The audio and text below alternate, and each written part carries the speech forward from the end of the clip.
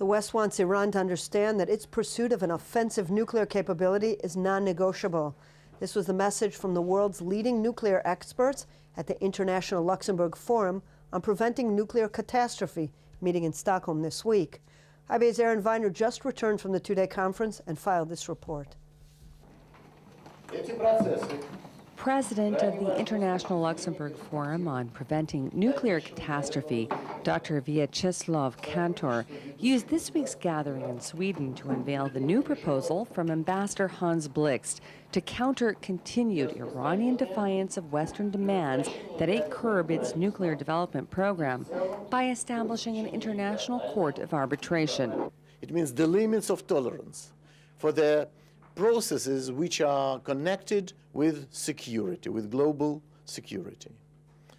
And the part of this legislation will be nuclear processes, the nuclear tolerance, which should be limited for sure for the sake of security. We also see some rather disturbing developments.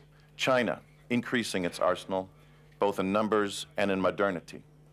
Pakistan taking major steps to increase the number of its nuclear arsenal. The Luxembourg Forum this week marked its fifth year with a joint conference on nuclear nonproliferation and disarmament perspectives with the Stockholm International Peace Research Institute. The Stockholm International Peace Research Institute, known as SIPRI, has been in existence for 43 years, which is trying to provide information, analysis, and recommendations around questions in three major areas: international security, arms control, and disarmament.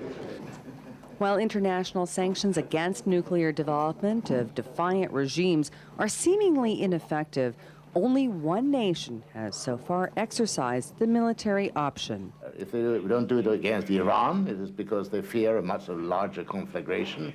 The Iranians surely will have some installations that they will not know about, or hidden material. Anyway, they have the people, they have the technology. So if anyone were to bomb some of the installations there would be a risk of a big conflagration, mining in the Gulf, stopping of the oil transports, perhaps Iranian missiles to Israel and Israeli missiles against Iran. There are very good reasons why we don't use these military means, and I'm very glad that there is some room for the diplomatic people to work as well. Two representatives from Saudi Arabia participated at the Stockholm conference, Prince Turki bin Faisal Al Saud and the kingdom's ambassador to Sweden, Abdulrahman Gadai. According to Kantor, Riyadh is increasingly concerned over Tehran's disputed program of uranium enrichment. They understand clearly that this is a very big challenge against their own countries and their own regimes of the Iran possessing the nuclear weapon because of many, many, many reasons. And they're completely, I can say, together with Israel in this sense. Here in Stockholm, this year's Luxembourg Forum is taking place with a clear awareness of the threat facing the world by numerous entities and nations that are currently increasing their own nuclear capability in great quantities. In fact, it must be said that conference participants displayed even a sense of urgency as they devoted an entire session to the ongoing international efforts to halt Iran's disputed nuclear program.